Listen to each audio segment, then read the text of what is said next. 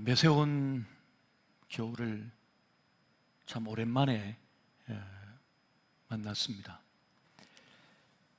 역대급 한파라고 하는 수식어에 걸맞게 지금 철원은 영하 20도로 내려가고 있고 전국 각지가 요 며칠 영하 10도 이하로 내려가는 그런 한파를 우리가 맞고 있습니다. 시련은 겹쳐서 온다는 말처럼 안 그래도 코로나 때문에 힘든데 이 매서운 북극 한파로 인하여 우리의 삶이 더 공고해지고 있는 것 같습니다. 설상가상이라고 하는 말이 절로 나온 때를 우리가 맞이하고 있습니다. 이러한 때는 몸도 춥지만 마음이 더 시리고 추운 분들이 있습니다. 의지할 곳이 없고 하소연할 곳이 없어 그 시린 마음 가누지 못하여 긴 밤을 고통 속에 보내는 이들이 있는 것입니다. 태고적부터 어려운 때 이 공경의 때를 이겨내는 그런 지혜가 있어 왔습니다. 특히 이 혹한의 추위 속에서 몸을 맞댄 채 체온을 나누는 동물들을 우리가 보게 됩니다. 그 모습을 통해 우리도 겨울 나는 법을 배우게 됩니다. 온기를 우리가 서로 나눌 때 비로소 벗이 되고 공동체로 빚어진다고 하는 말이 있는 것처럼 우리가 공동체로 빚어짐은 바로 이때를 위한 것이 아닌가 하는 생각을 가져보게 됩니다. 작년에 우리 교회는 우리 주변뿐만 아니라 한국에 참 힘들어하는 이웃들 또 교회들을 우리가 사랑으로 살폈습니다. 그랬던 것처럼 올해도 우리가 사랑의 온기를 그렇게 나누고 보살폈으면 하는 마음이 간절합니다. 최근 우리 마음을 아프게 하는 그러한 사건이 있었습니다. 양부모에게 학대를 받다가 숨진 증인이의 이야기입니다. 상상하기도 힘든 학대를 받다가 쓰러져간 아이의 소식을 들으면서 사실이 아니기를 바랬습니다. 힘 없고 의지할 데 없는 이들이 겪는 그런 아픔들은 우리가 늘 들어왔기 때문에 그러한가 싶었는데 그 대상이 이제 생후 16개월 된 아기라고 하는 사실에 말문이 막혀버렸습니다. 게다가 그 아이를 고통스럽게 하고 학대한 양부모가 이 독실한 크리스찬이라고 하는 사실을 들을 때는 경악을 금치 못했습니다. 꽃도 피워보지 못하고 이렇게 쓰러져간 이 아이가 이제 주님 품 안에서는 따뜻하게 행복하게 영생을 누렸으면 좋겠습니다. 천국 정원에서 그렇게 마음껏 뛰어놀며 그렇게 영원히 살았으면 좋겠습니다. 하나님 은혜가 정인이와 함께 하고 계실 것입니다. 저는 지난 주간 이 코로나 상황과 그리고 이 북극 한파 또 정인이 사건 때문에 마음이 참 무거웠지만 그와 함께 더 제 마음을 아프게 하고 힘겹게 하는 것이 있었습니다. 장로교로서는 세계 최대 규모의 한 서울에 있는 교회가 기어이 교회법도 어기고 목회 양심도 버린 채 이렇게 목회 세습을 감행했다는 것이었습니다. 설마 했는데 결국 그 일이 벌어지고 말았습니다. 그동안 뜻있는 이들의 기도와 호소에도 불구하고 목회자 양심을 버린 이 사건은 교회에 자정 능력이 있는가라고 하는 의심을 품게 하고 있습니다. 특별히 어린 신학생들이 찾아가서 눈물로 호소했음에도 불구하고 결국 그 일을 강행한 것은 우리 한국 교회의 수치가 될 것입니다. 지금 한국 교회는 40일 금식 기도 끝에 등장한 이 마귀가 예수님을 향하여 던진 그 세 가지 시험과 동일한 시험을 지금 당하고 있습니다. 예수님께서는 성령 충만하여 말씀 충만하여 그 이기신 시험을 우리 한국 교회는 넘지 못하고 있는 것을 봅니다. 지금 우리는 교회가 만몬에 무릎 꿇고 정치와 결탁하여 무릎 꿇고 목회 세습으로 무릎 꿇는 그런 장면을 지금 보고 있습니다. 이것은 결국 영적 지도자의 책임이며 목회자들의 죄입니다. 1938년 9월 주기철 목사님은 일제의해서 옥고를 치르던 중에 예수교 장로회 제27자 총회에서 신사 참배가 찬성 결의되었다는 소식을 듣게 됩니다. 그때 이미 모진 고문에 만신창이가 된 그 몸을 이끌고 그 차디찬 감옥 바닥에 엎드려 통곡하며 이렇게 기도하셨습니다. 아, 내 주 예수의 이름이 땅에 떨어지는구나. 평양아, 평양아, 동방의 새 예루살렘아, 영광이 내게서 떠나가도다. 모란봉아 통곡하라. 대동강아 천백세에 흘러가며 나와 함께 울자. 그렇게 비명하듯 통곡하며 회개의 기도를, 절규하는 기도를 올렸습니다. 지난 한 주간 제 마음 속에는 그런 비통함이 있었습니다. 하나님 앞에 회개하며 자비와 용서를 구했습니다. 이가봇, 하나님의 영광이 떠났다. 이 영광이 떠나지 않도록, 이가봇이 되지 않도록 주여 우리 한국교회를 붙들어 주십시오 라고 하는 기도를 주님 앞에 올렸습니다. 지금 교회가 무너지는 소리가 이곳저곳에서 들려오고 있습니다. 현장 예배를 드리지 못해서가 아니라 예수 정신을 상실했기 때문입니다. 정치와 결탁하고 목회 세습을 했기 때문이 아니라 예수 정신을 잃어버렸기 때문입니다. 이웃을 위험에 빠뜨리면서까지 현장 예배를 강행했기 때문이 아니라 예수 정신을 놓쳐버렸기 때문입니다. 자신들의 욕망과 야망을 참 믿음으로 포장하는 이들이 있습니다. 자신의 뜻을 하나님의 뜻으로 둔갑시켜서 말하는 이들이 있습니다. 그러나 예수님은 하나님 아버지의 뜻을 자신의 뜻으로 삼아, 꿈으로 삼아 십자가의 길을 묵묵히 걸어가셨습니다. 예수님은 세상의 모든 아픔과 상처를 끌어안으시고 온몸으로 받아내셨습니다. 피와 물을 다 쏟으시면서까지 대신 짊어진 것이었습니다. 다른 이들을 살리기 위하여 대신 죽는 것이 바로 십자가입니다. 우리가 그 주님의 십자가의 정신, 예수 정신을 잃어버린다면 지금까지 이루어오는 모든 것을 잃게 될 것입니다. 빼앗기게 될 것입니다. 그런 기도를 드렸어요. 주님, 왜 이러한 지경까지 오게 하셨습니까? 제가 알던 교회는 이런 것이 아니었습니다.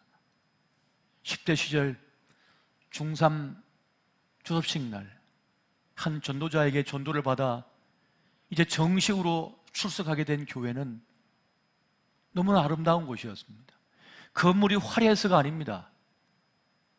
그곳에는 존중이 있었고 사랑이 있었습니다. 나보다 나를 더 걱정해주는 이들의 기도가 있었습니다.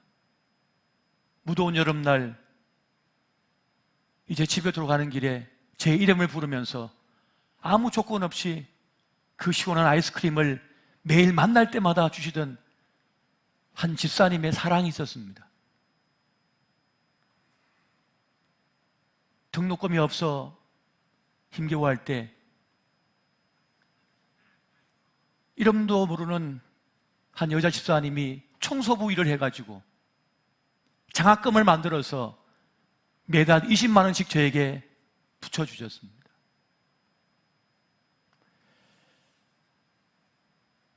세상도 교회를 존중하고 아꼈으며 보물처럼 여겼습니다. 저는 그러한 교회가 지금도 생생합니다. 지금도 그러한 교회를 이루고 싶습니다. 근데 주님, 왜 오늘 한국 교회는 이렇게 망가져야 합니까? 그때 주님께서 저에게 요한복음 2장 19절 말씀을 주셨습니다. 예수께서 대답하여 이르시되 너희가 이 성전을 헐라 내가 사흘 동안에 일으키리라. 우리의 욕심으로 욕망에 무너진 교회, 어찌할 수 없는 상황까지 이른 이 교회, 그런데 주님께서는 포기하지 아니하시고 이 교회를 다시 자신의 몸을 사흘 만에 일으켰던 것처럼, 부활하셨던 것처럼 다시 살릴 것이라고 그렇게 말씀을 주셨습니다. 종교학자 로드니 스타크는 그런 말을 합니다. 자신이 쓴 기독교 발흥이라고 하는 책에서 변방의 기독교가 세계적 종교로 거듭나게 된 이유는 극한의 위기 속에서 기회를 얻었기 때문이다. 서기 165년과 251년은 로마에서 가장 고통스러운 날들이었습니다. 전쟁에 참혹하게 졌기 때문이 아니라 역병에 의하여, 이 전염병에 의하여 나라가 초토화되었기 때문이었습니다. 그때 기독교인들은 다른 이들과 다르게 병자들과 함께 있으며 그들을 치유했습니다. 돌봐주었습니다. 폐허가 된 그 자리에 남아있는 것은 오직 병자들과 기독교인이었다고 기록되고 있습니다. 그때 사람들은 복음이 무엇인지 생생하게 피부로 느꼈습니다. 말로만 외치던 복음이 아니라 손과 발로, 심장으로 느껴지는 바로 그러한 복음이었습니다. 그래서 변방의 기독교가 세계적인 복음으로, 교회로, 종교로 설 수 있었던 것이었습니다. 오늘 본문에서 주님은 4대 교회에 몇 사람이 있다 이렇게 말씀하고 계십니다. 그리고 그 몇 사람에게 기대를 거신다고 지금 말씀하고 있습니다. 그들이 교회를 살려내고 세상을 살려내는 항체라고 지금 말씀하고 있습니다. 그들은 예수님의 자존심이었습니다. 예수님의 보물이었습니다. 여러분, 이 몇 사람이 4대 교회를 살려내고 세상을 살려낼 것이라고 지금 주님께서 말씀하고 있는 것입니다. 바로 이 몇 사람이 하나님의 가능성이 되고 있었다는 겁니다. 요한계시록 3장 4절 말씀을 보니 그러나 4대에 그 옷을 더럽히지 아니한 자 몇 명이 내게 있어 흰 옷을 입고 나와 함께 다니리니 그들은 합당한 자인 연고라. 주님께서 주목하시는 몇 사람이 있었다는 겁니다. 주님께서 자신의 모든 것을 걸 만한 몇 사람이 있다는 겁니다. 바로 그들은 옷을 더럽히지 않은 자예요. 세상 물결에 휩쓸려 가지 않는 믿음의 사람이라고 지금 말씀하는 겁니다.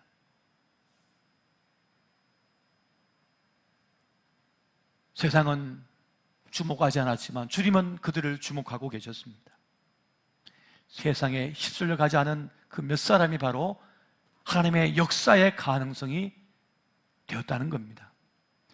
로마서 12장 2절 말씀을 보니까 너희는 이 세대를 본받지 말고 오직 마음을 새롭게 함으로 변화를 받아 하나님의 선하시고 기뻐하시고 온전하신 뜻이 무엇인지 분별하도록 하라라고 말씀하고 계십니다. 이 세상을 따르지 않고 이 세상 물결에 흡수려 가지 않고 믿음의 낯을 깊이 내려 주님께 그 마음과 마음이 결부되어 있는 그 몇 사람, 그들이 필요하다고 말씀하고 있는 것입니다. 여러분, 교회와 세상을 다시 거룩하게 회복하기 위해서는 우리가 소금이 되어야 합니다. 그런데 우리가 소금인데 짠맛이 나지가 않습니다. 소금이라면 진짜 짠맛이 나야 해요. 부패를 살려낼 그 진짜 소금이 되어야 한다는 것입니다. 빛인데 빛이 나지 않는 거예요. 그냥 꺼져버리는 거예요. 세상 바람 앞에. 소금인데 맛이 나지 않는 거예요. 우리는 진짜 빛이요, 진짜 소금이 되어야 할 소명 앞에 서 있는 것입니다. 여러분, 진짜 회개를 하는 사람은 선한 싸움을 합니다. 거룩을 위한 싸움을 합니다. 지난날에 죄와 허물로 다시 돌아가지 않기 위하여 영적 전쟁을 행하는 것입니다. 그렇게 될 때 우리는 새로운 삶의 길을 열어갈 수 있게 되어집니다. 여러분, 그래서 우리는 다시 아드폰테스, 본질로 돌아가야 됩니다. 근본으로 돌아가야 합니다. 여러분, 교회 탄생은 어떻게 시작되어졌습니까? 오순절 다락방에 성령이 임재하시자, 성령이 불같이 임하시자 교회가 생겨나 버렸습니다. 그러니까 성령의 임재 역사함 속에서 교회가 교회 될 수 있다는 것을 말하고 있는 것입니다. 왜 성령 충만의 역사를 받아야 됩니까? 스스로 자신을 회개시킬 수 없기 때문에 그렇습니다. 지난날 제 욕망에 끌려서, 인력에 끌려서 계속 반복하는 나의 모습, 절망하고 자질하며 다시 해보고 싶지만 되지가 않는 거예요. 내가 할 수 없는 그것을 밖에서 온 힘이 끌어줘야 돼. 견인해줘야 된다는 것입니다. 여러분, 성령께서 말씀이 나를 수술하도록 나를 오픈해야 됩니다. 내어주어야 됩니다. 우리가 예배 자리에 와서, 교회에 들어와서 말씀을 들으면 자꾸 양심이 찔려요. 불편해. 그래서 사람들은 신경 안정제와 같은 교회를 찾습니다.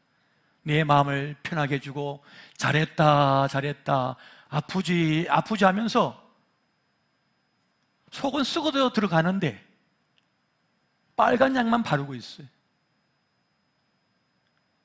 설탕만 먹이고 있어요. 여러분, 성령은 그것이 아닙니다. 말씀은 그것이 아닙니다. 말씀은 우리를 수술해버립니다. 우리의 죄악의 덩어리들을 끄집어내서 버리게 합니다. 우리의 생각과 우리의 사상과 우리의 가치관과 인생의 향방을 바꾸어 놓습니다. 이것이 바로 말씀이고 성령의 역사인 것입니다. 그러므로 교회를 옮겨 다니지 마십시오. 가난한 성도 되지 마십시오. 주님의 한 식구가 되십시오. 주님과 함께 운명을 짊어지세요. 그게 진짜 교회이며 진짜 신앙입니다. 여러분, 성령이 강력하게 임하실 때 우리는 생각이 변하고 삶이 변화하는 것을 경험하게 됩니다. 사도 바울은 무엇이든지 내가 유익하던 것을 이제 그리스도를 위하여 해로 여긴다고 고백하고 있습니다. 빌립보서 3장 7절에서 9절 말씀 보니까 이렇게 말씀합니다. 그러나 무엇이든지 내가 유익하던 것을 내가 그리스도를 위하여 다 해로 여길 뿐더러 또한 모든 것을 해로 여김은 내 주 그리스도 예수를 아는 지식이 가장 고상하기 때문이라. 내가 그를 위하여 모든 것을 잃어버리고 배설물로 여김은 그리스도를 얻고 그 안에서 발견되려 함이니 내가 가지는 이런 율법에서 난 것이 아니요 오직 그리스도를 믿음으로 말미암은 것이니 곧 믿음으로 하나님께로부터 난 의라. 성령께서 우리에게 임하셔서 역사하실 때 우린 진짜 값진 것이 무엇인지를 깨닫게 되어집니다. 그래서 자기 욕심대로 살지 않고 하나님의 뜻을 받들어 사는 삶이 되어집니다. 욕심은 결국 장성하여 자기를 찌르게 되지만 주님께서 주신 거룩한 뜻을 받들어 살게 되어지면 우리의 생애의 시간은 축복으로 가득 차게 되고 영광스러운 삶을 살게 되어지는 것입니다. 여러분, 성령이 임하시면 우리는 하나님의 부르심 앞에 기쁨으로, 감격함으로 동행하게 됩니다. 마지못해서 일하는 것이 아닙니다. 내 힘으로 일하는 것이 아니라 하나님께서 공급하신 능력으로 행하게 됩니다. 그래서 기쁨과 즐거움과 행복이 넘쳐나게 되는 것입니다. 여러분, 성령이 충만하게 되면 일을 다 하고 나서도 내가 했다고 하지 않습니다. 영안이 열어져서 진짜를 보기 때문에, 하나님께서 일하심을 보았기 때문에, 또 내 곁에 선 이들이 헌신하고 수고한 것을 깨닫기 때문에 내가 했다고 하지 않습니다. 하나님께서 하셨습니다. 이분들이 하신 겁니다. 그런 고백을 하게 되는 것입니다. 누가복음 17장 9절 10절 보니까 명한 대로 하였다고 종에게 감사하겠느냐, 이와 같이 너희도 명령 받은 것을 다 행한 후에 이르기를 우리는 무익한 종이라 우리가 하야 할 일을 한 것뿐이라 할지니라. 내 업적이 보이지 않습니다. 내 지분이 느껴지지 않습니다. 내 목소리가 들려지지 않습니다. 오직 하나님의 영광만이, 하나님의 사랑하심만이 나타나게 되는 것입니다. 여러분, 사단은 우리가 일을 마치고 나면 자꾸만 옆에 와서 속삭입니다. 네가 했다, 네가 하지 않았느냐. 그래서 사울 왕처럼 자기 업적의 기념비를 세우게 만들어 버립니다. 하나님의 소리가 들리지 않고 말씀 들려지지 않고 사람들의 소리만 들려지게 만들어 버립니다. 여러분, 부르심 앞에 나아가 헌신할 때도 시험이 오지만 모든 일을 이루고 나서도 사단은 시험을 합니다. 그런데 많은 이들이 여기서 다 넘어지고 있습니다. 여기에 걸려 넘어지고 있습니다. 여러분, 성령께서는 우리로 하여금 거룩한 것을 지향하도록 만들어버립니다. 선과 악에 대해서 분별력을 갖게 합니다. 또 성경은 고통받는 자들에 대한 연민의 마음이 네 속에서 솟아나게 만들어버립니다. 그리고 세상 사람들이 볼 때는 무익해 보이고 어리석어 보이는 그 십자가를 짊어지게 만듭니다. 그래서 우리에게 주어진 생애의 시간을 헛된 것에 허비하거나 낭비하지 않게 만들고 진짜 가야 할 그 길을 보게 만들고 달려가게 합니다. 고아들의 아버지, 5만 번 기도응답의 사람이라고 불렸던 조지 물러 목사는 원래 독일 사람으로 아프리카 선교사가 되기 위하여 영국에 공부하러 갔습니다. 그런데 어느 날 거리를 지나는데 골목마다 병에 들어 또 먹지 못해 헐벗은 고아들을 보게 됩니다. 길을 지날 때마다 다른 사람은 보이지 않아요. 다른 풍경은 보이지 않고 그 아이들만 가슴에 와닿는 거예요. 그러던 중 기도하는 가운데 시편 말씀이 그를 사로잡아 버립니다. 시편 68편 5절입니다. 그의 거룩한 초소에 계신 하나님은 고아의 아버지시며 과부의 재판장이시라. 이 말씀이 그를 사로잡아 버립니다. 그를 붙들어 버립니다. 그때 그는 결심합니다. 하나님께서 고아들의 아버지시라면 나는 총무가 되어서 그 아버지를 돕겠다. 그러면서 그는 고아들을 돌보는 사역에 뛰어들게 됩니다. 여러분, 하나님께서는 그렇게 성령의 감동하심, 성령의 역사하심을 통하여 하나님의 비전, 꿈을 품은 하나님의 가능성이 되게 하십니다. 내 욕심을 위하여, 내 꿈을 위하여, 내 비전을 위하여 사는 인생이 아니라 하나님의 위대한 역사를 이루는 하나님의 가능성이 되도록 우리를 부르셔서 역사하신다는 것입니다. 빌립보서 2장 13절 말씀 보니까 너희 안에서 행하시는 이는 하나님이시니 자기의 기쁘신 뜻을 위하여 너희에게 소원을 두고 행하게 하시다니 라고 말씀합니다. 여러분, 지금은 무엇이 문제입니까? 너무 먹어서 문제입니다. 너무 가져서 문제가 되는 거예요. 너무 소유해서 문제가 되는 거예요. 그 때문에 고통이 오고 절망이 오고 분노하게 되고 좌절하게 되는 겁니다. 가지면 가질수록 더 비참해지거든요. 더 많이 가진 자 때문에. 먹어도 내 영혼은 피폐해집니다. 하나님의 방법은 뭡니까? 십자가를 지는 겁니다. 나를 깨트려, 옥합을 깨트려 훈련해 보내는 겁니다. 그래서 누군가를 살리는 겁니다. 그 영혼을 살릴 때 내가 사는 걸 느낍니다. 죽어가는 그들을 살릴 때 교회는 새 힘을 얻습니다. 생명력을 갖게 되는 거예요. 여러분, 우리는 하나님의 군대입니다.